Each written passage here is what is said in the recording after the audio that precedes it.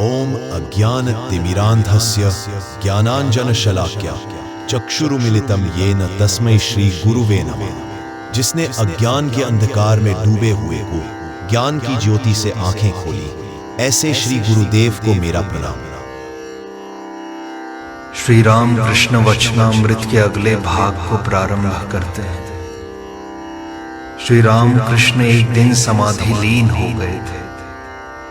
थोड़ी देर बाद समाधि से प्रकृत अवस्था में आने के बाद वे कहते हैं कि मैं अच्छा हूं। एक भक्त उनसे हाथ जोड़कर कहता है कि मुझे भी अच्छा कर लीजिए ना महाराज।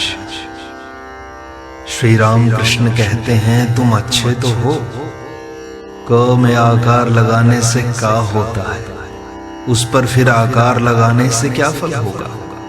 का पर एक और आकार लगाने से का ही रहता है। इस पर सब लोग हंस पड़ते हैं। भक्त कहता है इस संसार में पड़ा हुआ हूं महाराज। श्री राम कृष्ण कहते हैं तुम्हें संसार में उन्होंने और 5 आदमियों के लिए रखा है। अष्टपाश ये सब नहीं जानते, 2-1 पाश वे रख देते हैं लोक शिक्षा के लिए। तुमने यह नाटक किया है। तुम्हारी भक्ति देखकर कितने ही आदमियों का उपकार होता है जानते हो। और तुम अगर सब छोड़ दोगे तो फिर ये लोग कहां जाएंगे। वे तुम्हारे द्वारा काम कराए लेते हैं। काम पूरा हो जाने पर फिर तुम्हें लौटना न होगा। गृहिणी जब घर का कुल काम कर लेती है, सबको खिला पिला लेती है, दास दासियों को, तब खुद नहाने के लिए जाती है। उस समय बुलाने पर भी वह नहीं लौटती। भक्त कहता है कि मुझे आशीर्वाद दीजिए महाराज। श्री राम कृष्ण कहते हैं कृष्ण के वियोग से यशोदा की उन्माद अवस्था थी। वे राधिका के पास गई थी। उस समय राधिका ध्यान कर रही थी। उन्होंने भावावेश में यशोदा से कहा मैं वही मूल प्रकृति हूं, आद्या शक्ति हूं, तुम मुझसे वर की प्रार्थना करो। यशोदा ने कहा और क्या वर दोगे, यही कहो जिससे मन वाणी और कर्मों से भगवान की सेवा कर सके। कानों से उनका नाम, उनके गुण सुन, हाथों से उनकी और उनके भक्तों की सेवा कर सके, आंखों से उनके रूप और उनके भक्तों के दर्शन कर सके। उनका नाम लेते हुए जब तुम्हारी आंखों में आंसुओं की धारा बह चलती है तो तुम्हें चिंता किस बात की है। उन पर तुम्हारा प्यार हो गया है। अनेक के जानने का नाम है अज्ञान और एक के जानने का नाम है ज्ञान। अर्थात एक ही ईश्वर सत्य है और सर्वभूतों में विराजमान है। उनके साथ बातचीत करने का नाम है विज्ञान। उन्हें प्राप्त कर अनेक प्रकार से प्यार करने का नाम है विज्ञान। और यह भी है कि वे 1-2 के पार हैं। मन और वाणी से अतीत है। लीला से नित्य में जाना और नित्य से लीला में आना, इसका नाम है पक्की भक्ति। तुम्हारा वह गाना बड़ा सुंदर है, श्यामा पदे आस नदी तीरे वास, इसी से बन जाए। यह सब उनकी कृपा पर निर्भर है। परंतु उन्हें पुकारना चाहिए, चुपचाप बैठे रहने से न हो। वकील न्यायाधीश से सब कुछ कहकर अंत में कहता है मुझे जो कुछ कहना था मैंने कह दिया, सब आपकी इच्छा है।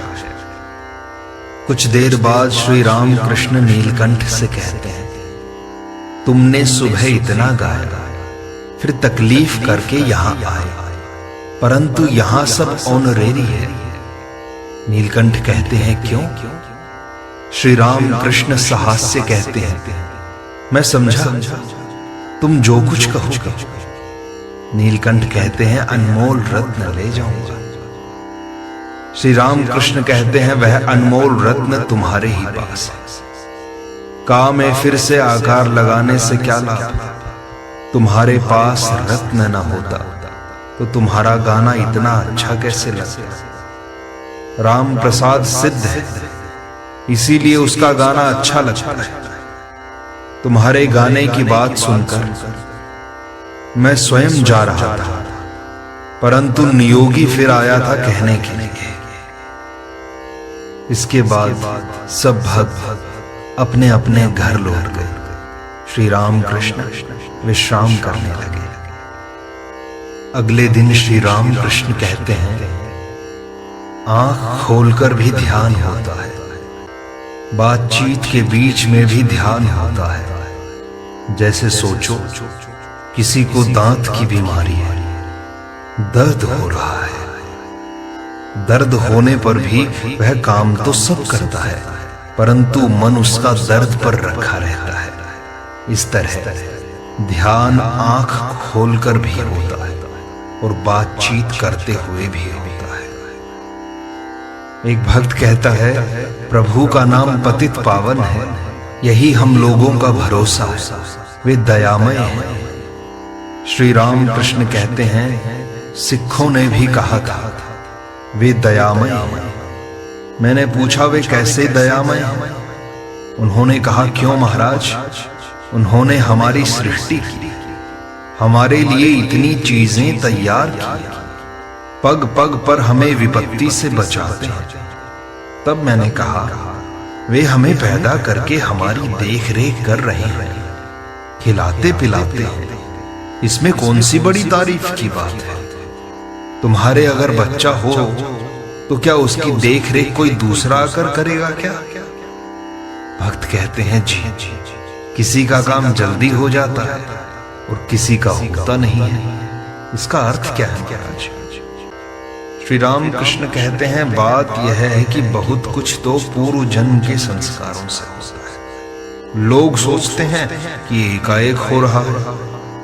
किसी ने सुबह को प्याले भर शराब पी थी, उतने से ही मतवाला हो गया, झूमने लगा। लोग आश्चर्य करने लगे, सोचने लगे, यह प्याले भर में ही इतना मतवाला कैसे हो गया? एक ने कहा, रे रात भर इसने शराब पी होगी। हनुमान ने सोने की लंका जला दी। लोग आश्चर्य में पड़ गए कि एक बंदर ने कैसे सब जला दिया, परंतु फिर कहने लगे, वास्तव में बात यह है कि सीता की गर्म सांस और राम के कोप से लंका जली है। और लाला बाबू को देखो, इतना धन है, पूर्व जन्म के संस्कार के बिना क्या एकाएक कभी वैराग्य हो सकता है क्या? और रानी भवानी स्त्री होने पर भी उसमें कितनी ज्ञान भक्ति थी। अंतिम जन्म में सतोगुण होता है, तभी ईश्वर पर मन जाता है। उनके लिए विकलता होती है और तरह तरह के विषय कर्मों से मन हटता जाता है। कृष्णदास पाल आया था, मैंने देखा उसमें रजोगुण था। मैंने पूछा कि मनुष्य का कर्तव्य क्या है? उसने कहा, संसार का उपकार करना। मैंने कहा, क्यों जी, तुम हो कौन संसार का उपकार करने वाले? और उपकार भी क्या करोगे? और संसार क्या इतना छोटा है कि तुम उसका उपकार कर सकोगे? फिर थोड़ी देर की शांति के बाद श्री राम कृष्ण ने मास्टर से कहा, देखो, घर में साधुओं और सन्यासियों का चित्र रखना अच्छा है। सुबह उठकर दूसरे का मुख देखने से पहले साधुओं और सन्यासियों का मुख देखकर उठना अच्छा है। दीवार पर अंग्रेजी तस्वीर, धनी राजा और रानी की तस्वीरें, रानी के लड़कों की तस्वीरें, साहब और मेम टहल रहे हैं उनकी तस्वीरें, इस तरह की तस्वीरें आदि रखना रजोगुणी के लक्षण है। जिस तरह के संग में रहा जाता है वैसा ही स्वभाव हो जाता है। इसीलिए तस्वीरों में भी दोष है। फिर मनुष्य जैसा है वैसे ही संगी भी तो खोजता है। जो परमहंस होते हैं वे 5-6 साल के 2-4 लड़के अपने पास रख लेते हैं, उन्हें पास बुलाया करते हैं। उस अवस्था में बच्चों के बीच रहना खूब सुहाता है। बच्चे सत्व, रज और तम किसी गुण के वश में। पेड़ देखने पर तपोवन की याद आती है, ऋषियों के तपस्या करने का भाव जाग जाता है। सीती के ब्राह्मण कमरे में आए, श्री राम कृष्ण को उन्होंने प्रणाम किया। उन्होंने काशी में वेदांत पढ़ा था। श्री राम कृष्ण कहते हैं, क्यों जी, तुम कैसे हो? बहुत दिन बाद आए। पंडित जी साहस से कहते हैं, जी गृहस्थी के काम से छुट्टी नहीं मिली, आप तो जानते ही। श्री राम कृष्ण कहते हैं, बनारस तो बहुत दिन रहे, क्या क्या देखा, कुछ कहो तो, कुछ दयानंद की बातें बताओ। पंडित कहते हैं, दयानंद से मुलाकात हुई थी, आपने तो देखा ही था। श्री राम कृष्ण कहते हैं, हाँ मैंने देखा था। श्री राम कृष्ण आगे समझाते हैं कि भक्ति ही एकमात्र सार वस्तु, ईश्वर की भक्ति। वे क्या भक्ति की खोज करते हैं? अगर ऐसा हो तो अच्छा है, अगर ईश्वर लाभ उनका उद्देश्य हो तो अच्छा है। चंद्रलोक, सूर्यलोक, नक्षत्रलोक और महात्मा को लेकर ही अगर कोई रहे तो ईश्वर की खोज इससे नहीं होती। उनके पाद पद्मों में भक्ति होने के लिए साधना करनी चाहिए, व्याकुल होकर उन्हें पुकारना चाहिए, अनेक वस्तुओं से मन को खींचकर उनमें लगाना चाहिए। यह कहकर श्री राम कृष्ण राम प्रसाद के गीत गाने लगे। उसका भावार्थ यह है, हे मन, अंधेरे में पागल की तरह उनके तत्व का विचार तुम क्या करते हो? वह तो भाव का विषय है। भाव के बिना अभाव के द्वारा क्या वह कभी मिल सकता है? उस भाव के लिए योगी जन युग युगांतर तक तपस्या किया करते हैं। भाव का उदय होने पर वह मनुष्य को उसी तरह पकड़ता है जैसे लोहे को चुंबक, पत्थर। और चाहे शास्त्र कहो, चाहे दर्शन कहो, चाहे वेदांत, किसी में वे नहीं है। उनके लिए प्राणों के विकल हुए बिना कहीं कुछ न हो। षड दर्शन, निगम आगम और तंत्र सार से उनके दर्शन नहीं होते। वे तो भक्ति रस के रसिक हैं, आनंद पूर्वक हृदयपुर में विराजमान है। खूब व्याकुल होना चाहिए, उनके लिए रोना चाहिए, उनसे प्रार्थना करनी चाहिए कि उनके दर्शन हो जाए। साधना की बड़ी जरूरत है। एकाएक क्या कभी ईश्वर के दर्शन होते हैं भला? एक ने पूछा कि हमें ईश्वर के दर्शन क्यों नहीं होते? मेरे मन में उस समय यह बात उठी। मैंने कहा, बड़ी मछली पकड़ना चाहते हो तो उसके लिए आयोजन तो करो। जहां मछली पकड़ना चाहते हो वहां मसाला डाल, डोरी बांसी डाल, मसाले की गंध पाकर गहरे जल से मछली उसके पास आएगी, तब पानी हिलने लगेगा, तब तुम समझ जाना कि बड़ी मछली आई है। अगर मक्खन खाने की इच्छा है तो दूध में मक्खन है, दूध में मक्खन है, ऐसा कहने से क्या होगा? मेहनत करनी पड़ती है भाई, तब मक्खन निकलता है। ईश्वर है, ईश्वर है, इस तरह बकते रहने से क्या कभी ईश्वर के दर्शन हो सकते हैं भला? साधना चाहिए बाबा। भागवती ने स्वयं पंचमुंडी आसन पर बैठकर तपस्या की थी। लोक शिक्षा के लिए श्री कृष्ण साक्षात पूर्ण ब्रह्म है, परंतु उन्होंने भी तपस्या की थी। तब राधा यंत्र उन्हें पड़ा हुआ मिल गया था। कृष्ण पुरुष और राधा प्रकृति, चित शक्ति, आद्या शक्ति। राधा प्रकृति है त्रिगुणमयी, इनके भीतर सत्व, रज और तम तीन गुण हैं। जैसे प्याज का छिलका निकालते जाओ, पहले लाल और काला दोनों रंग का मिला हुआ हिस्सा निकलता है, फिर लाल निकलता है, फिर सफेद। वैष्णव शास्त्रों में लिखा है, काम राधा, प्रेम राधा, नित्य राधा। काम राधा चंद्रावली, प्रेम राधा श्रीमती। गोपाल को गोद में लिए हुए नित्य राधा को नंद ने देखा था। यह चित शक्ति और वेदांत का ब्रह्म दोनों अभेद है। जैसे जल और उसकी हिम शक्ति। पानी की हिम शक्ति को सोचने से पानी को भी सोचना पड़ता है, और पानी को सोचने से उसकी हिम शक्ति भी आ जाती है। सांप की तिर्यक गति को सोचने से सांप को भी सोचना पड़ता है।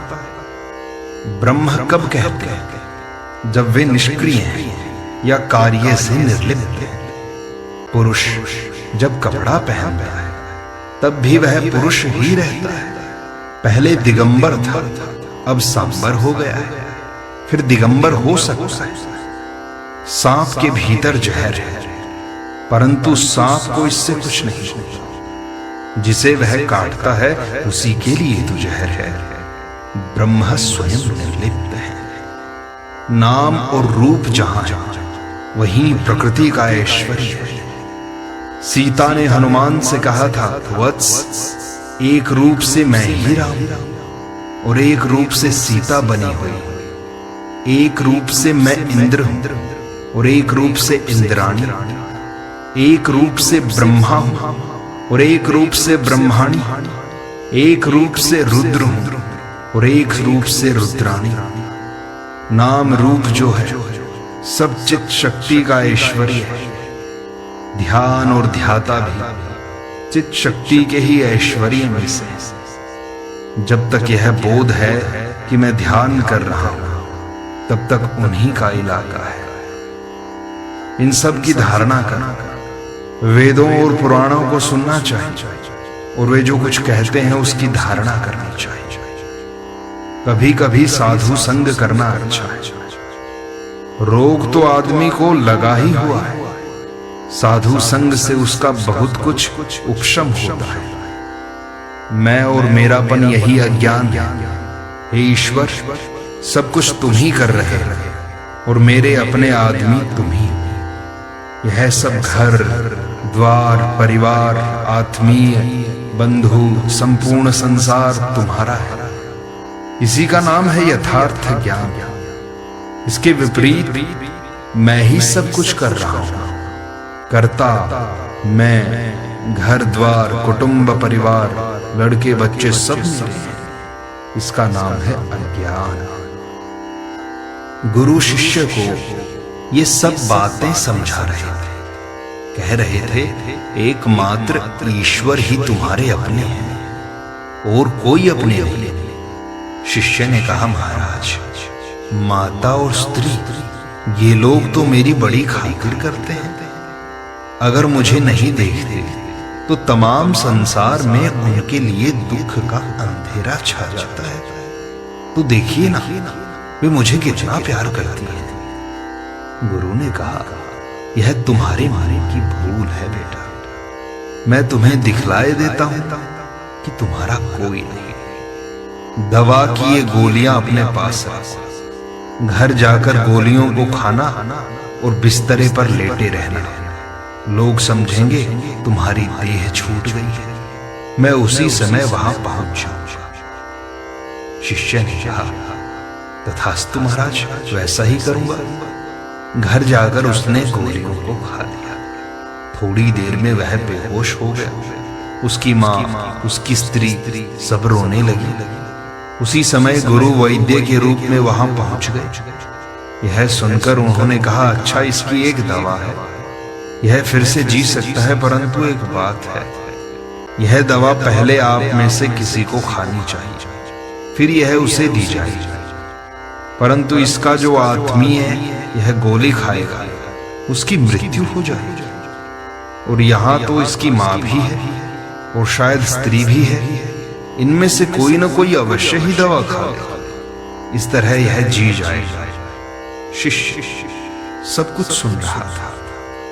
वैद्य ने पहले उसकी माता को बुलाया। मां रोती हुई धूल में लौट रही थी। उसके आने पर कविराज ने कहा, मां, अब तुम्हें रोना ना आना। तुम यह दवा खाओ तो लड़का अवश्य जी जाएगा, परंतु तुम्हारी इससे मृत्यु हो जाएगी। मां दवा हाथ में लिए सोचने लगी। बहुत कुछ सोच विचार के पश्चात रोते हुए कहने लगी, बाबा, मेरे एक दूसरा लड़का और एक लड़की है। मैं अगर मर जाऊंगी तो फिर उनका क्या होगा, यही तो सोच रही है। कौन उनकी देखभाल करे, कौन उन्हें खाने को दे, यही सोच रही है। तब उसकी स्त्री को बुलाकर दवा दी। उसकी स्त्री भी खूब रो रही थी। दवा हाथ में लेकर वह भी सोचने लगी। उसने सुना था दवा खाने पर मृत्यु अनिवार्य है। तब उसने रोते हुए कहा, उन्हें जो होना था सो हो गया, अब मेरे बच्चों के लिए क्या होगा? उनकी सेवा करने वाला कौन है? फिर मैं कैसे दवा खाऊंगा? तब तक शिष्य पर जो नशा था वो उतर गया। वह समझ गया कि किसी का कोई नहीं। तुरंत उठकर वह गुरु के साथ चला गया। गुरु ने कहा, तुम्हारे अपने बस एक ही आदमी है, वो है ईश्वर। अतएव उनके पाद पद्मों में जिससे भक्ति हो, जिससे वे मेरे हैं, इस तरह के संबंध से प्यार वही करना चाहिए और वही अच्छा भी है। देखते हो, संसार 2 दिन के लिए, इसमें और कहीं कुछ नहीं। पंडित साहस से कहते हैं, जी जब यहाँ आता हूं तब उस दिन पूर्ण वैराग्य हो जाता है। इच्छा होती है कि संसार का त्याग करके कहीं चला जाऊं। श्री राम कृष्ण कहते हैं, नहीं नहीं, त्याग क्यों करना होगा? आप लोग मन में त्याग का भाव लाइए, संसार में अनासक्त होकर रहिए। सुरेंद्र ने कभी कभी आकर रहने की इच्छा से एक बिस्तर यहां ला रखा था। 2-1 दिन के लिए वो आया भी था। फिर उसकी पत्नी ने कहा, दिन के समय चाहे जहां रहो, रात को घर से न निकलना। तब सुरेंद्र क्या कहता, अब रात के समय कहीं रहने का उपाय भी तो नहीं रह गया है। और देखो, सिर्फ विचार करने से क्या होता है? उनके लिए व्याकुल हो जाओ, उन्हें प्यार करना सीखो। ज्ञान और विचार, ये पुरुष, इनकी पहुंच बस दरवाजे तक। भक्ति स्त्री है, वह भीतर भी चली जाती। इसी तरह के एक भाव का आश्रय लेना पड़ता है, तब मनुष्य कहीं जाकर ईश्वर को पाता है। सनक आदि ऋषि शांत भाव लेकर रहते थे। हनुमान दास भाव में थे। श्रीदास, सुदामा आदि व्रज के चरवाहों का सख्य भाव था। यशोदा का वात्सल्य भाव था। ईश्वर पर उनकी संतान बुद्धि थी। श्रीमती राधिका का मधुर भाव था। हे ईश्वर, तुम प्रभु हो, मैं दास हूं। इस भाव का नाम है दास भाव। साधक के लिए यह भाव बड़ा ही अच्छा है। जब तुम यह भाव करोगे तो तुम्हारे अंदर भगवान के प्रति सच्चा प्रेम पैदा होगा। धीरे धीरे भगवान तुम्हारे निकट प्रतीत होंगे तुम्हें। फिर भगवान तुम्हें आशीर्वाद देंगे। भगवान तुम्हारे भीतर प्रतिष्ठित होंगे। तब तुम उन्हीं के साथ एकाकार हो जाओ, उन्हीं के साथ लीन हो जाओ, उन्हीं में रमण करोगे। सच्ची भक्ति को पालोगे, सच्चे वैराग्य को पालोगे। ज्ञान की सर्वोच्च अवस्था में बैठ जाओगे। एक छोटा सा भाव बस निरंतर करते रहो कि मैं भगवान का दास हूं, मैं भगवान का दास हूं, मैं भगवान का दास हूं। तो आज की इस दिव्य चर्चा में बस इतना ही। आपको ये वीडियो कैसी लगी, अपने विचार हमें नीचे कमेंट में जरूर बताइए। यदि यह जानकारी आपको उपयोगी लगी हो तो इसे अपने प्रियजनों तक पहुंचाएं, ताकि अधिक से अधिक लोग इस ज्ञान से लाभान्वित हो सकें। और यदि आप हमारे चैनल पर नए हैं तो इसे सब्सक्राइब करना न भूलें, ताकि ऐसे ही प्रेरणादायक विषयों से आप जुड़े रहें। फिर मिलेंगे अगली वीडियो में। तब तक के लिए धन्यवाद।